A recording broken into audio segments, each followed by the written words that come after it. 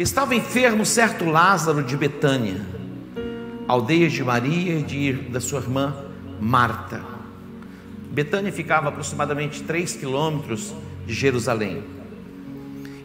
Esta Maria, cujo irmão agora estava doente, era a mesma que ungiu o Senhor com bálsamo e lhe enxugou os pés com os cabelos.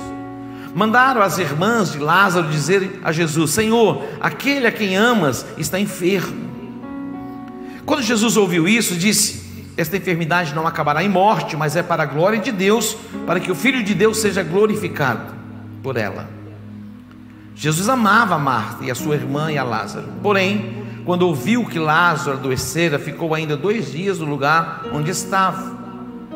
Depois disse aos seus discípulos: voltemos para a Judéia. Disseram os discípulos: Rabi, ainda agora os judeus procuravam apedrejar-te e voltas para lá?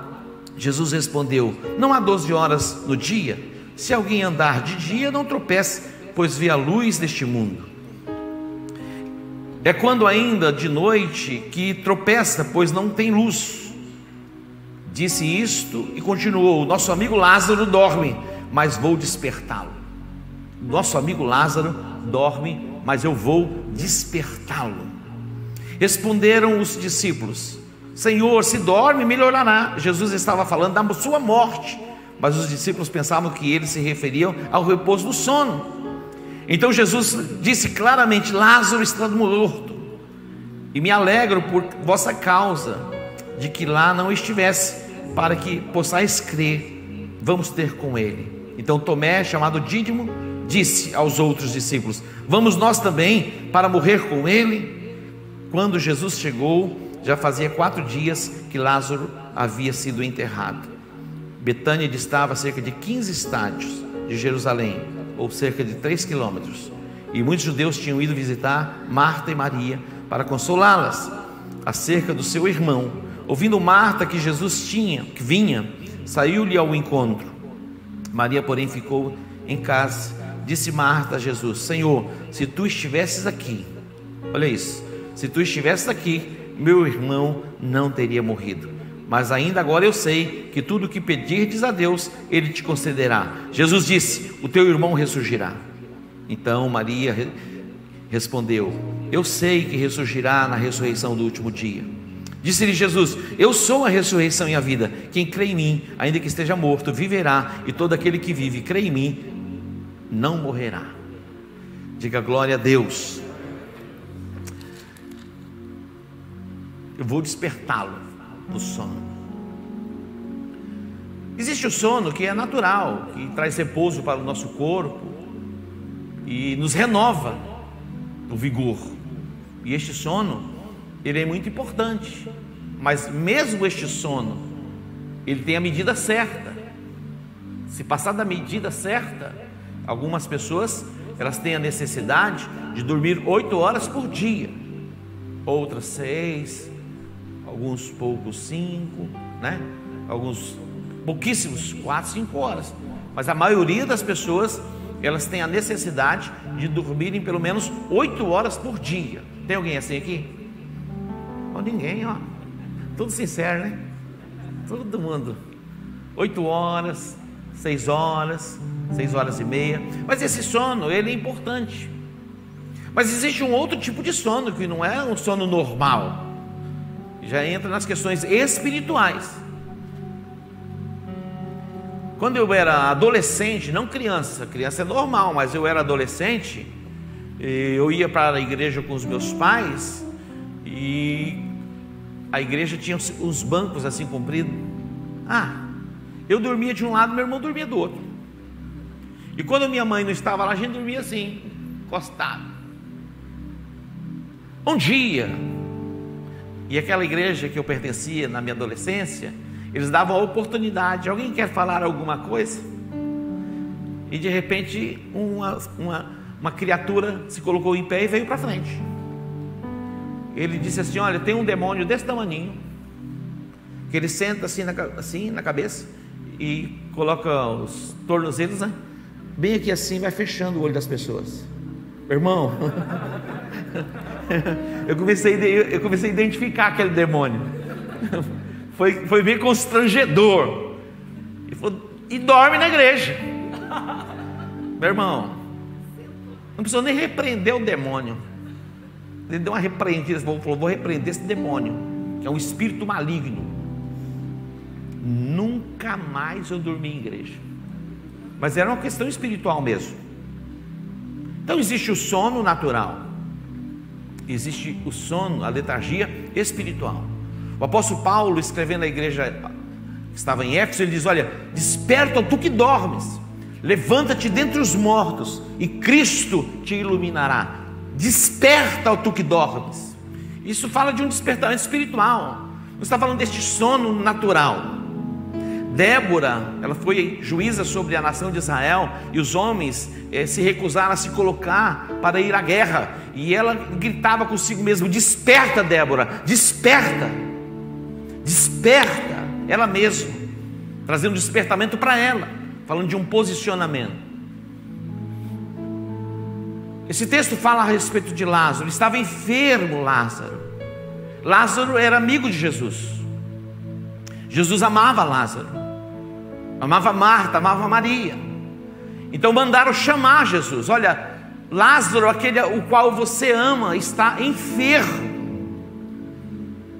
E a Bíblia diz que Jesus ainda demorou um pouco ali, onde ele estava. Depois ele chama os discípulos dizendo, olha, vamos para Betânia. E alguns dos discípulos disseram, olha, como vamos para Betânia? Sendo que lá você, naquela região, você está sendo ameaçado de morte.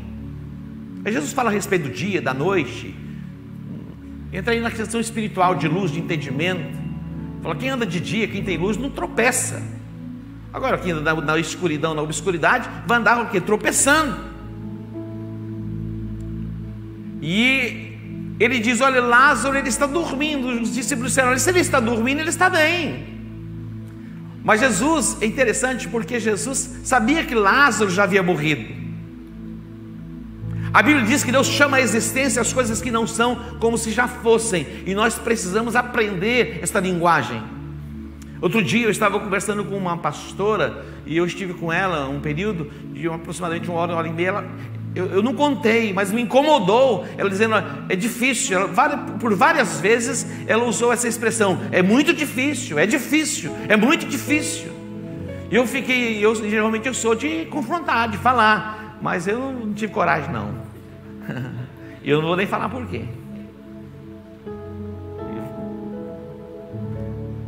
Como que respeitando a idade. Mas nós precisamos mudar a nossa confissão e a nossa linguagem. Se você continuar falando que é difícil, vai continuar sendo difícil. E o próprio Jesus vai falar, seja conforme a sua fé. Você está crendo que vai ser difícil? Vai continuar sendo difícil. Você está crendo que é impossível? Vai continuar sendo impossível. Jesus falou, olha, o nosso amigo Lázaro, o meu amigo Lázaro, ele está dormindo, mas eu vou despertá-lo desse sono, desta letargia. E Deus falou comigo a respeito do empresarial. É possível que algumas pessoas estejam adormecidas, as coisas não andam, não fluem. E Deus falou comigo ontem, você vai despertar, você vai acordar e vai funcionar. E eu tenho alguns decretos proféticos para liberar sobre a sua vida, e o que eu liberar sobre a sua vida nesta noite vai acontecer. Eu acredito nisso. Porque a gente não está aqui para brincadeira não.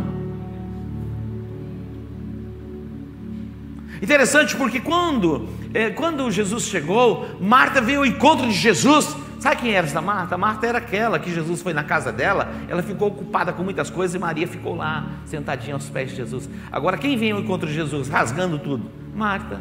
Se o Senhor estivesse aqui, o nosso irmão não teria morrido.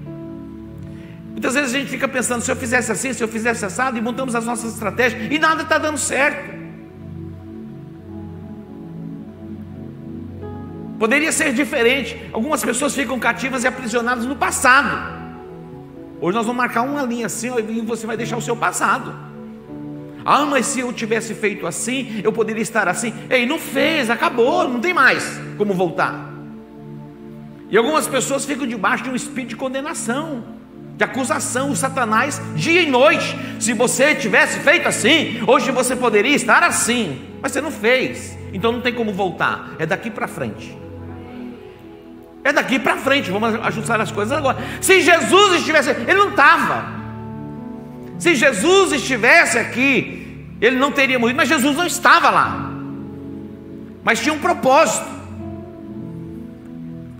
Essa enfermidade vai ser algo que vai glorificar o nome do Senhor. Algo espantoso está por acontecer. Então eu quero dizer para você, algo grandioso está por acontecer na sua vida. Eu me lembro, no ano passado, quando chegou a pandemia, eu fui ao escritório, a empresa do pastor Marcelo e do Lucas. Eles estavam um pouco assustados. Ué, diante de uma pandemia, já chega assim de cara aquele impacto. Nós terminamos o nosso congresso dia 15 de março, dia 16 entrou o lockdown. Imagina, nós estávamos com o nosso congresso tudo pronto, já tínhamos investido mais R$100 mil para a realização do congresso. E graças a Deus, nós fizemos o congresso, na segunda-feira entrou o lockdown, parou tudo. E como vai ser daqui para frente? Hoje eu estive com o governador. Eu me lembro que lá atrás, no começo eu estive com ele. Ele estava assustado, apavorado. Ele falou, e a economia, como está? Agora, hoje eu estive com ele de novo. O que está acontecendo? Eu pergunto para você, tem explicação humana? Não tem. É bem verdade que o pastor Marcelo, ele é inteligente, ele fez esse curso, mas se o Senhor não tivesse colocado a mão, Marcelo, você estaria do mesmo jeito que você estava quando chegou na igreja, 20 anos atrás. Lucas, não é verdade? Lógico que nós nos aperfeiçoamos, fazemos os cursos, e isso é importantíssimo, mas se não for Jesus estiver ali presente, e ele liberar uma palavra, por isso que o pastor Marcelo diz assim, olha, todas as palavras que estão cravadas aqui, se você buscar, a cada ano nós temos uma palavra liberada que formata a nossa identidade para aquele ano. O ano passado foi expansão, e como expandir diante de uma pandemia como esta. E nós estamos avançando, abrimos 2 igrejas já, e vamos abrir mais a 3ª agora, e já vamos estar com 5 campos. Hoje eu recebi uma ligação de Portugal, uma discípula da comunidade global que mudou para lá há muitos anos, agora se tornou escritora, fez faculdade, fez mestrado, lá doutorado. Falou, apóstolo, estou escrevendo um livro e eu quero que você mande para mim um livro para que eu possa publicar. Ele falou, estou aqui pronta para que tenhamos uma comunidade global aqui, ó. A porta está abrindo, a gente está entrando. Eu falei, está ligado, vou concordar. Então nós estamos no tempo da expansão, e agora é amplitude, é um lugar maior, é Reobote.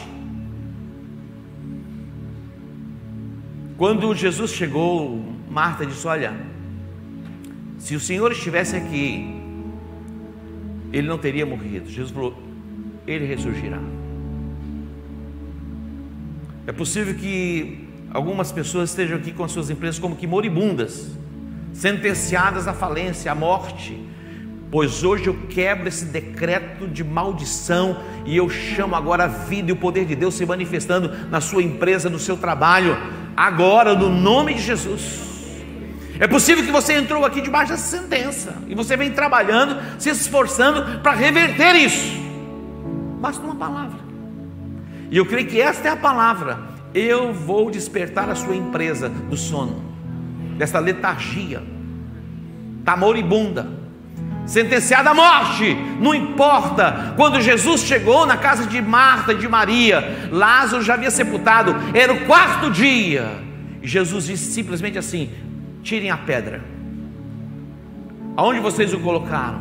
Estava lá numa gruta fechada por uma pedra. Tirai a pedra. Senhor, já cheira mal, não mexe com isso não, não mexe, já cheira mal. Porque algumas coisas a gente não está nem entendendo, não está compreendendo na questão espiritual. Estamos tão aquém. Essa palavra está sendo liberada sobre todos vocês. Jesus falou, tirai a pedra. E Jesus disse, Lázaro, vem para fora. E eu quero profetizar que a sua empresa entre em evidência agora, no nome de Jesus. Entre em evidência. Quem coloca em evidência? Jesus. O que o Senhor falou para Abraão? Abraão, eu vou te dar um nome. eu vou engrandecer o teu nome. É Deus que falou. Se Deus falou, Ele é o responsável. Lógico que Abraão tinha que caminhar de acordo com aquilo que Deus falou. No mínimo crer. No mínimo crer. Quando Jesus chegou ali e disse: olha, tirai a pedra, Senhor, já cheira mal.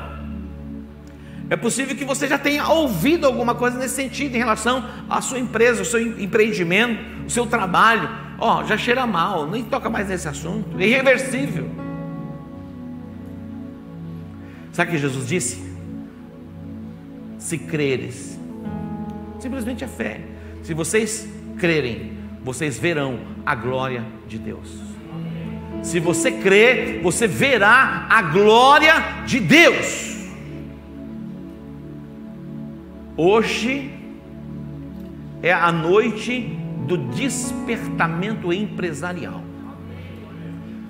Rafaela e o Rubens, Rubens não. Rafaela tem um empreendimento. Desde criança, eu me lembro que a Rebeca disse assim: pai, com 13 anos, ela falou: pai, eu vou ser pastora. 13 anos de idade. Quando você pergunta para muitas crianças, diz assim: eu vou ser médico, eu vou ser bombeiro. O Levi falou: eu vou ser policial. Aí o Aldo falou: delegado, filho. Não, policial. Mas é criança, depois evolui, né?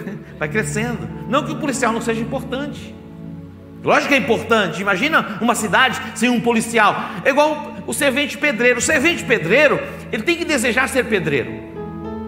O pedreiro tem que desejar ser o quê? Um construtor. E o construtor, ele tem que pensar: olha, eu vou fazer engenharia e vou ser um engenheiro, eu vou ter a minha própria empresa. Então é assim, o policial, ele tem que pensar: eu vou crescer. Lá ele tem os campos de crescimento, e ele sabe o caminho para poder crescer. E alguém vai dizer assim: não, você nasceu assim, então permaneça assim até o fim da sua vida. E a Rebeca disse assim: pai, com 13 anos eu vou ser pastora. Falei: vai ser pastora, filho? Vou ser pastora. Então primeiro você vai fazer uma faculdade. A gente estava pensando que ela estava falando, né, aquela coisa de criança. E ela foi fazer odonto, fez o semestre. Quando terminou, ela falou: vou fechar e eu quero estudar, quero ir para o seminário. Então ela foi para o seminário. Quando ela voltou do seminário, eu falei: filha, você não quer fazer uma outra faculdade? Faz uma outra faculdade. Ela fez uma outra faculdade, publicidade e propaganda. Fez teologia. E hoje é pastora. Mas a Rafaela não. A Rafaela disse: pai, eu quero ser empresária. Eu quero. É lógico, os sonhos vão evoluindo, é uma evolução, né? Uma coisa assim que vai. E vai aqui, vai ali. Ela falou: eu quero um restaurante. Eu falei: restaurante? Eu falei: é? Eu falei: então é o seguinte, vai lá trabalhar na cozinha de um restaurante. Vocês viram a Rafaela vendendo pães ali? Algumas pessoas falam: como pode a filha do apóstolo vendendo pão? Vai vender o quê? É o que ela quer fazer. E qual o problema nisso? Algumas pessoas não conseguem entender.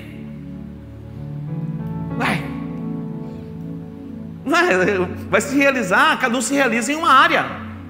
Aí ela decidiu montar, trabalhou quase 2 anos em casa, 1 ano e pouco em casa, meu irmão. Imagina, a minha casa era pão de manhã, pão à tarde, pão à noite, todo lugar tinha pão. Eu não podia receber ninguém em casa. Era impressionante. Tirei um fogão, coloquei um forno daqueles grandes, eu já eliminei um fogão. Nem podia nem fazer churrasco em casa. Foram quase 2 anos assim. Cheguei: não dá mais. Vai atrás de algum lugar para você montar esse negócio. E ela foi, começou fazendo, tal. Falou: pai, agora vai chegar na hora que era uma cafeteria. Eu falei: cafeteria, cafeteria. E eu estou lá observando, olhando. E olha, eu fico olhando, eu fico imaginando, eu observo, porque não dá treinamento lá. Mas eu disse para ela: olha, só tem um jeito, é a bênção de Deus. Se tiver a bênção de Deus, porque a bênção de Deus, ela enriquece e não acrescenta dores. Enriquece e não acrescenta dores. Quando a bênção de Deus se manifesta, cascalho vira ouro. Mas aonde não tem a bênção, o ouro vira cascalho, não vira nada. Eu não sei como você entrou aqui, mas eu sei como você pode sair deste lugar. Jesus disse: eu vou despertá-lo do sono. E hoje é a noite do despertamento empresarial. Talvez você diga: mas eu não sou empresário, sou um executivo de venda. Você é um empresário, você é um diretor de empresa, você já está no campo empresarial. Se você tem metas, alvos, você está no lugar certo. Quando nós olhamos para o livro de Deuteronômio, capítulo 28, nós temos a nossa declaração de fé. Ela é extraordinária. Você está sendo abençoado na cidade, abençoado no campo. Todo lugar que você colocar as mãos, o Senhor vai fazer prosperar. Você vai estar por cabeça, não por cauda. Você vai emprestar a muita gente, você não vai... São promessas. Vai tomando posse. Ninguém imaginaria que o Brasil estaria no lugar em que está hoje. Imaginaria? Olha só, dentre as nações da terra, nós estamos num dos países com maior potencial de riqueza do mundo. Nós podemos nos tornar o número 1 do mundo. O Brasil usa hoje 7 e pouquinho das suas terras produtivas, 7%.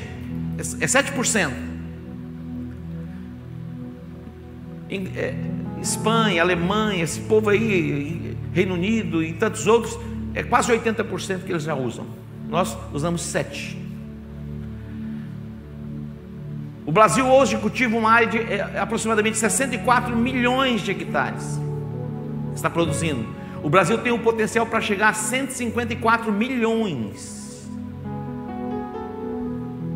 O problema do mundo no futuro não vai ser, não é questão de petróleo. O problema é água e alimento. Essa confusão toda, o presidente da França falando aquela asneira toda a respeito da Amazônia, aquela coisa, não estão preocupados com a Amazônia.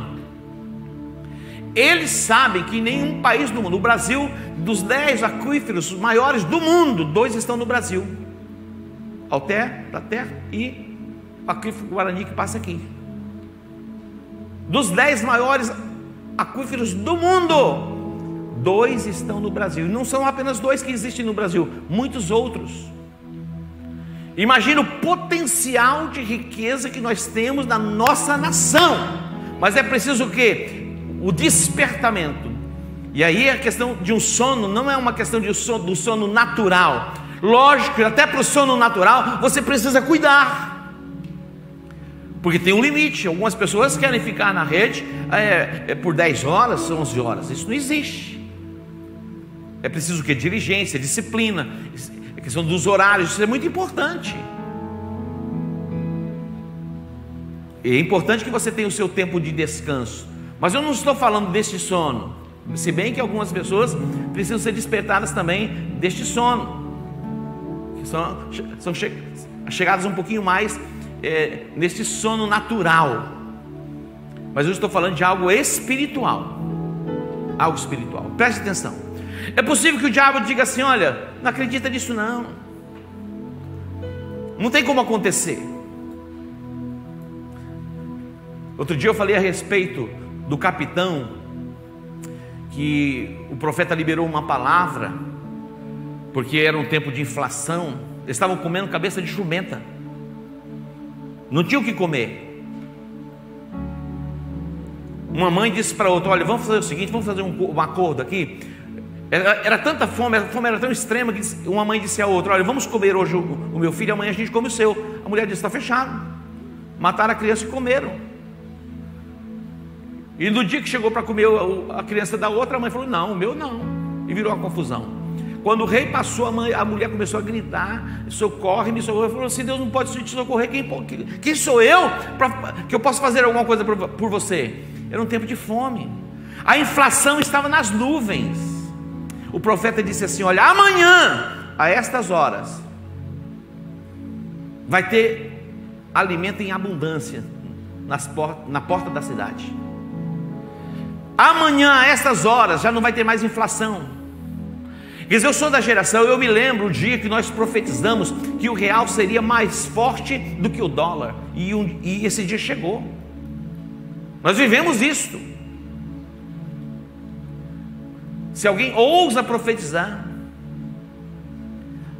o capitão do rei disse: mesmo que Deus abrisse janelas dos céus, isso não seria possível, jamais vai acontecer. Ele falou, o profeta disse: pois você vai ver e você não vai comer.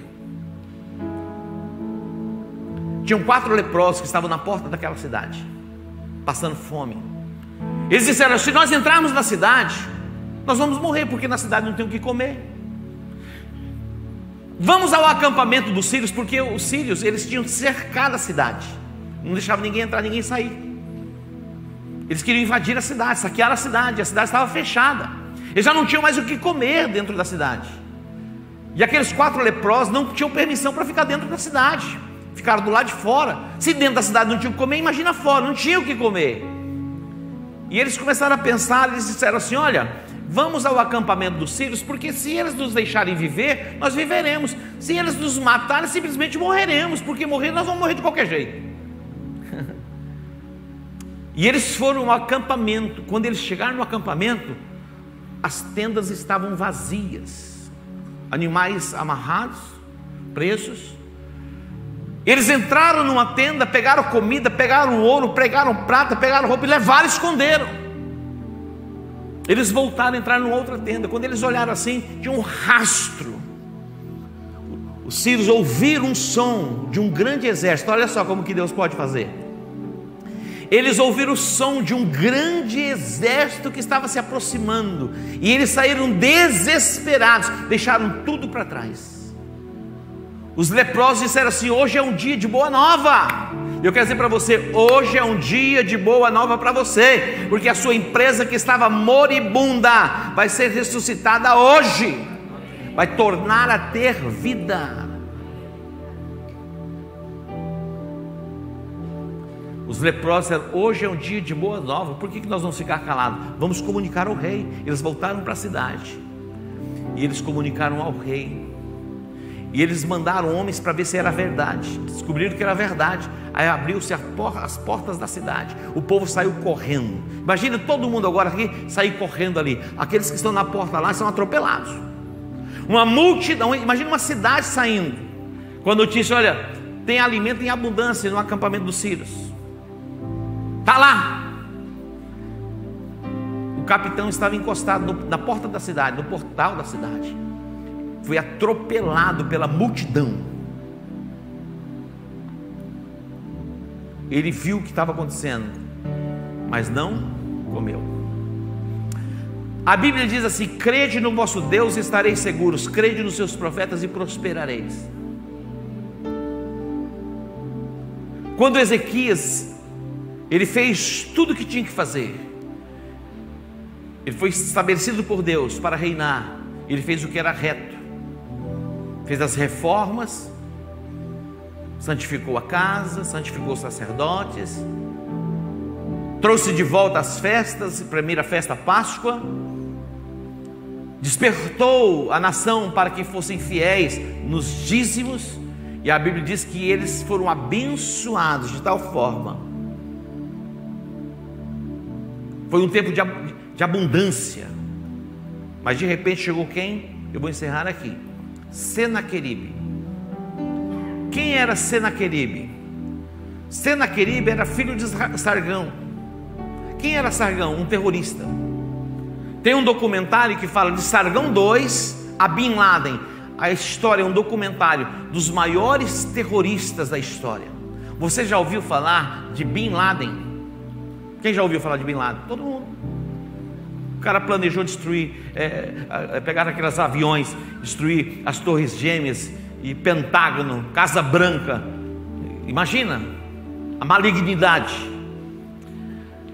O documentário fala desde Sargão II até Bin Laden. Senaqueribe era filho de Sargão, o pai endemoniado e o filho endemoniado. Esse homem se levantou contra Israel, e ele se levantou para afrontar Israel. Ele dizia assim: olha, não vos incite Ezequias, não acreditem no que ele está dizendo. É possível que o diabo diga assim: não acredite no que o apóstolo fala, não acredite naquilo que é ministrado no altar. O diabo vem para confundir a nossa mente.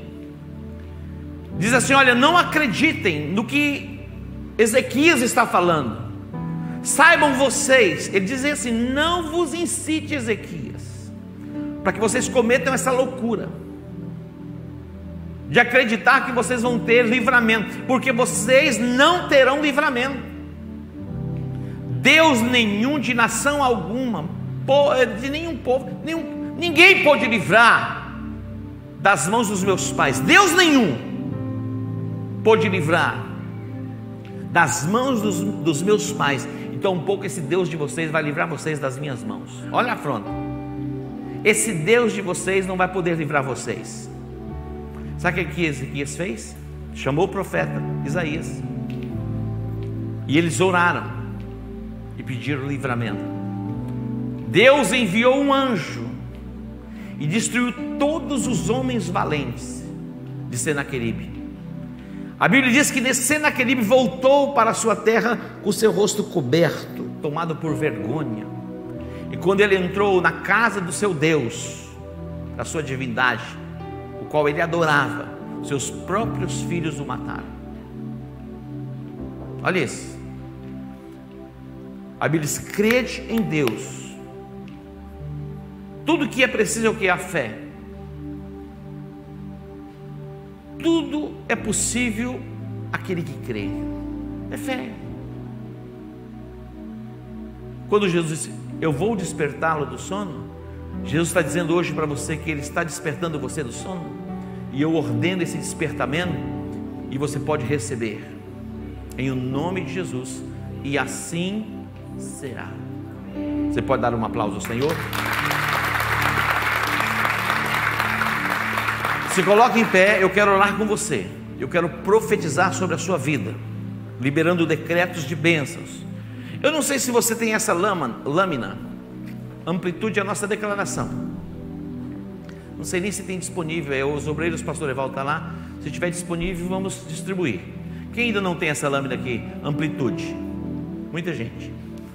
Olha só, esta lâmina diz assim, profetizando a respeito de 2021. E essa é uma declaração pessoal que diz assim: o Senhor me exaltará sobre todas as nações da terra. Eu sou abençoado na cidade, eu sou abençoado no campo, os meus filhos são benditos, os meus animais são abençoados, eu sou abençoado ao entrar e ao sair. Vou beber uma aguinha.